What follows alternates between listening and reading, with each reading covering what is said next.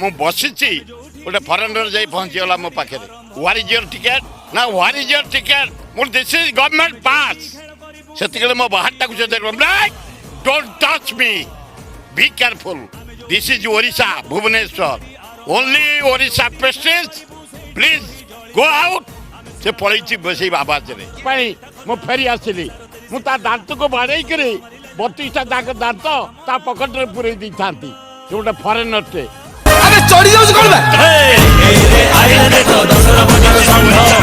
ସଂକ୍ରାନ୍ତରେ ଆପଣଙ୍କୁ ସରକାରୀ ଅଧିକାରୀ କି ଫୋନ କଲେଣି କି ସେକ୍ରେଟାରୀ ଫୋନ କଲେଣି ନା ସ୍ପୋର୍ଟସ ସେକ୍ରେଟାରୀ ଫୋନ କରିଥିଲେ ମୁଁ କହିଲି ଆପଣ ଭଲ କାମ କରୁଛନ୍ତି ଆପଣଙ୍କ ଦୋଷ କିଛି ନାହିଁ ସେ ଫରେନର ଦୋଷ